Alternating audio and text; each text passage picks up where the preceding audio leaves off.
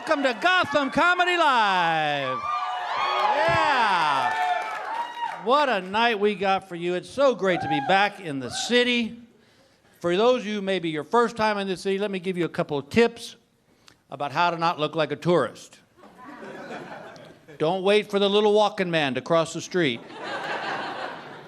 Number 2, never ask where the Statue of Liberty is. And number 3, never, on any circumstance, walk into a deli and go, let me see.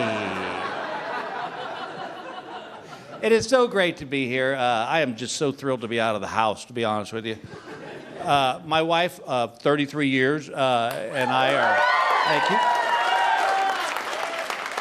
We are going through a little phase that I like to call the M phase.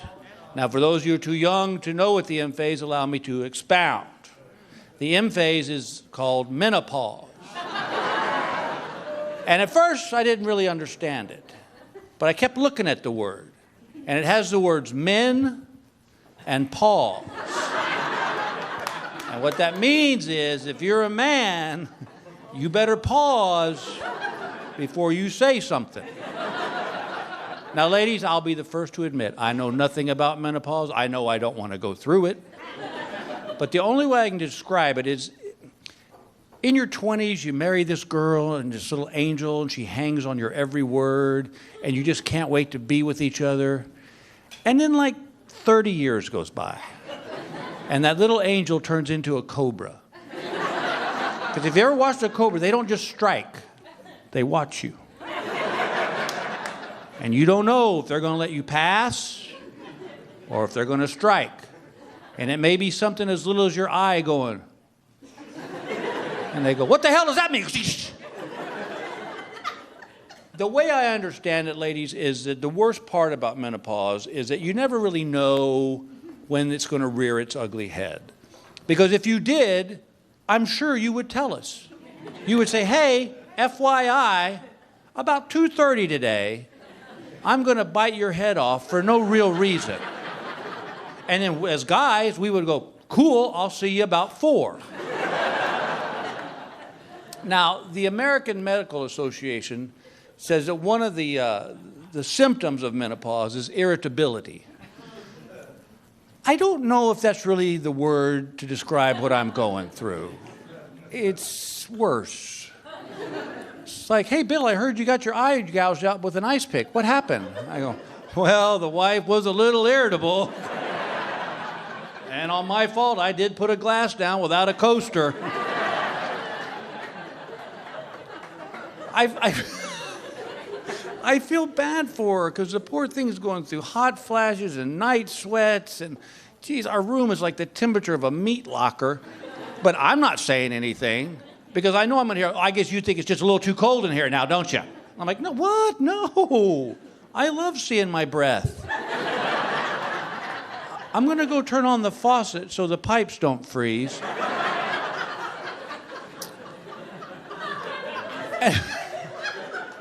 And crying, oh my God. Just, that's the other thing. She's going through these emotional things. Like the other day I walked in the house, she's crying her eyes out sitting on the couch. Now, when I see my little princess crying on the couch, I assume someone's life has passed away. Something horrible has happened. And I said, what's wrong, baby? And she goes, I can't get into the jeans I wore when I was 20.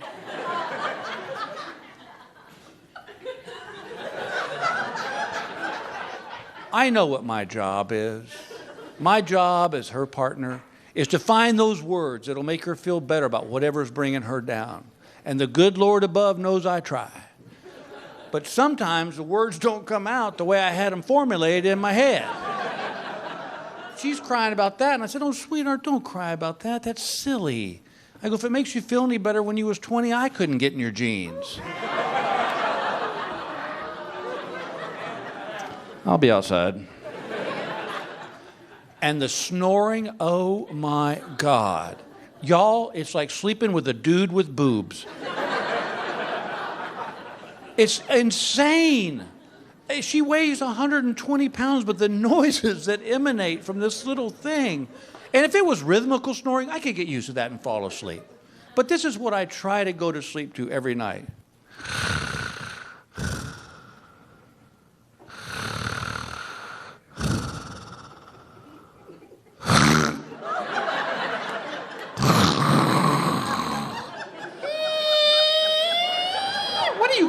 whale next to me? Jesus.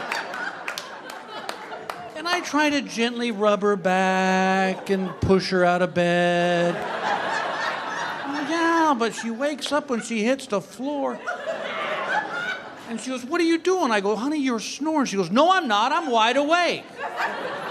Well, now you are. A second ago, you were sucking paintings off the wall.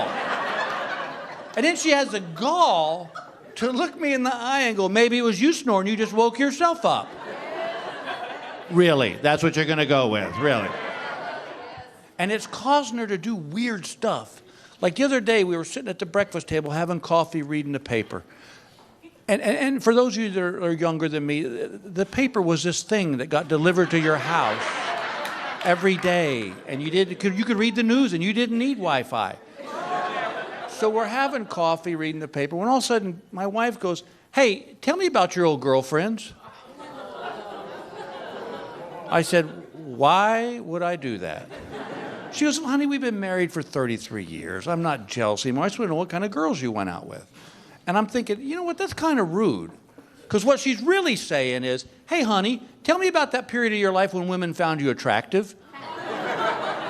Well, I had had enough coffee, and I was on edge. So I said, all right, sister, you want to play this game? I'm all in. I walked to the office. I got my college yearbook. And I went over to the breakfast table, and I sat down, and I opened up, and I said, you see that girl? She was a head cheerleader. I slept with her for 3 years. See that girl? She was the prom queen. We dated for 2 months.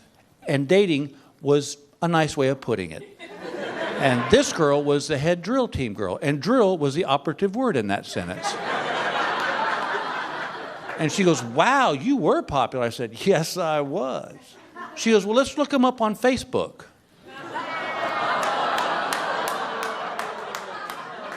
I don't want to do that. And she said, why not? I said, well, because I want to remember them as the prom queen, the drill team leader, the cheerleader. I don't want to remember them as a walking Geritol ad. I swear, and it's not that these women were very attractive, but come on.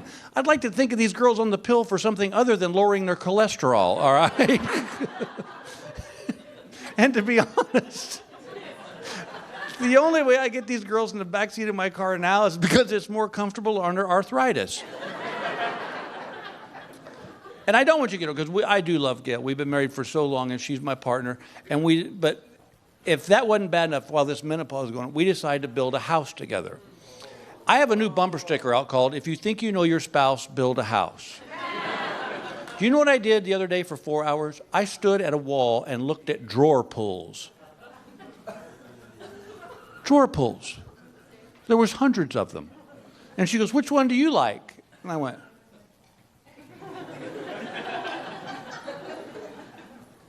that one. And she goes, really? No. I was just seeing if you were paying attention. I really like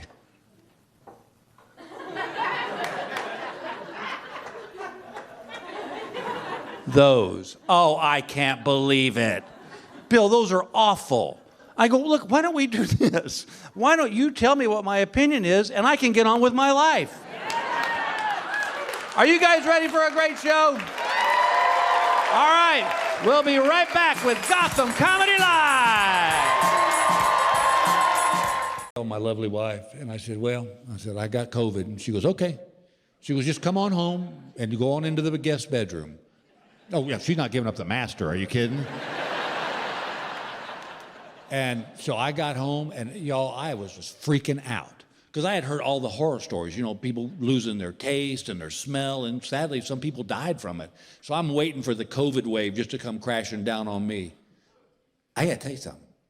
That first night I was back at the house, I slept the whole night. Not once was I awakened by my wife snoring.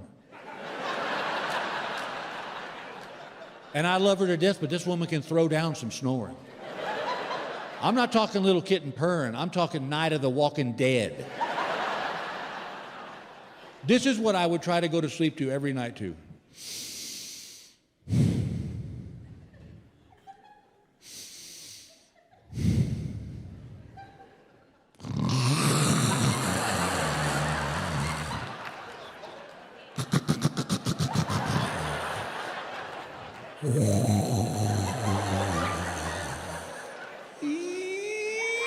It's like, are you killing a whale next to me? So I gently rub her on the back, and push her out of bed. But she always wakes up when she hits the floor. And then she looks at me and goes, "What are you doing?" I go, "Baby, you're snoring." She goes, "No, I'm not. I'm wide awake." "Well, now you are. A second ago, you were sucking paintings off the wall." And then has the audacity to look me in the eye and say, "Maybe it was you snoring. You just woke yourself up." Yeah, let's go with that, psycho, because that makes so much more sense. But not that night, gang. I slept the whole night.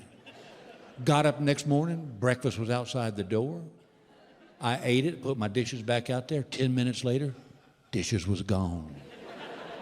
That day I watched every Andy Griffith and Gunsmoke rerun I could find without somebody standing over me going, "Why do you watch that stuff?" "Because Opie just killed a mother bird. That's why we're watching this." That night, dinner showed up, took it in the bedroom, ate, put my dishes back outside. The little dish trays took it away. I got to be honest with you, I didn't see a bad side to this whole COVID thing. It was kind of like being at a spa.